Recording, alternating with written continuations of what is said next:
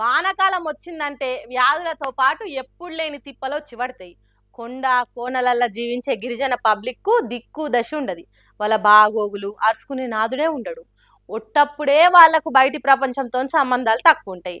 ఇక వానకాలం వచ్చిందంటే వాళ్ళ తిప్పలు చిన్నగుంటాయి. ఇక్కడ చూడుండ్రి ఎంత తిప్పల పడుతుర్రో గిరిజన అన్నలు. చంద్రబాబు అంటే hi-tech city, IT sector, Hyderabad development, technology, visionary అని తెగ ప్రసారం చేసుకుంటారు తెలుగుదేశం పార్టీ వాళ్ళు. మరి ఇదేందయ్యా, ముందు చూపు కలిగి ఉండడు అంటే ఇదేనా? వానకాలం సురుగాక ముందే అడవి బిడ్డలకు రోడ్లు వేయాలనే విజన్ లేదా బాబు సార్క్ అని అంటున్నారు ఈ వీడియో చూసిన జనము. పాపం చూడ్రి, మా ఊరికి రోడ్డేరి మహాప్రభు అని బురదల పొర్లు దండాలు పెడుతున్నారు. మేము అంత చేసినాము ఇంత చేసినాము అని చెప్పిందే చెప్పి అరిపోయిన రికార్డు తిరిగి ఎమకోతలకు వస్తారు.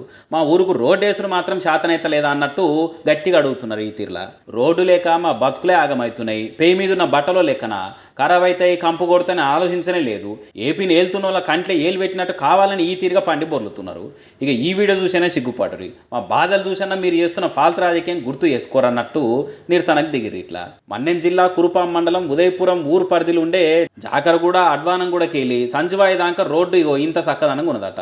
అందుకే ఇంత మంచి రోడ్డు, నూనె పోస్తే ఎత్తుకునేంత నున్నగున్న రోడ్డు మాకొద్దు, నల్లగున్న మంచిదే కానీ తారు రోడ్డు ఇర్రని అడుగుతున్నారు. ఇట్లా ఉదయపురం పంచాయతీ గల జాకరగూడ గ్రామం సుమారు 3 కిలోమీటర్ అద్వనంగూడ సెంటర్ నుండి సంజయ్ గ్రామం సెంటర్ వరకు ఈ యొక్క రోడ్డు అనేది చాలా అధ్వానంగా ఉంది. చాలా వర్షాకాలం వస్తే చాలా వాహనాలు వెళ్ళలేక ప్రజలు తీవ్ర ఇబ్బంది పడుతున్నారు.